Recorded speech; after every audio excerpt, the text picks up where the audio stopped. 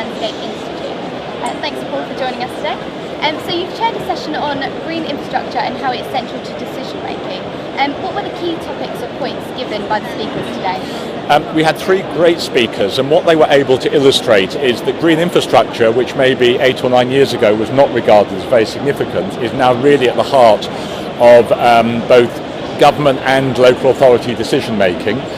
We had Tom Armour from Arabs. He leads the landscape team at Arabs, and he's publisher of a research project called Cities Alive, which looks specifically at green infrastructure and the way it can develop in the city.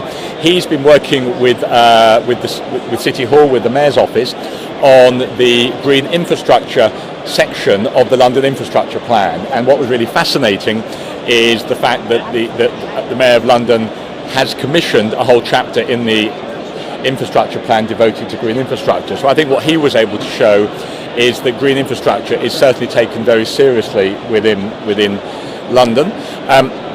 We also had Andrew Grant. He's particularly well known for two projects that we looked at. One is Gardens by the Bay, which is the green infrastructure project in Singapore. And he also looked at a number of projects in London, in Church Street Market and Paddington.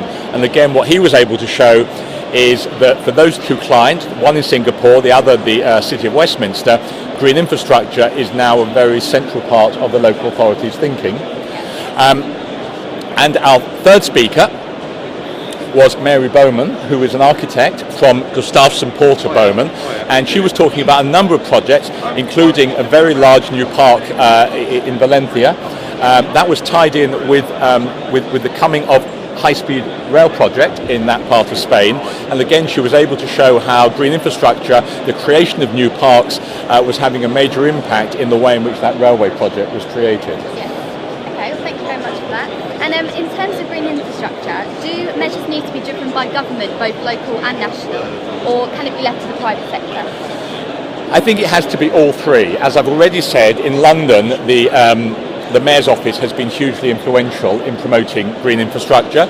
Equally in London, we had a number of examples of the private sector. Examples given today was Grosvenor, where there have been a really significant investment in green infrastructure, and the example that Arup provided was a green wall project.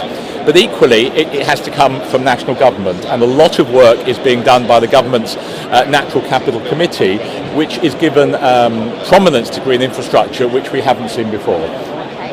And the link between green infrastructure and well-being is proven. How can developers and investors take it seriously? How can we get them to take it seriously? I would say that developers, both in the public sector and the private sector, are now taking green infrastructure very seriously indeed. If I can give you one example, in Liverpool there's a new children's hospital called Alder Hey.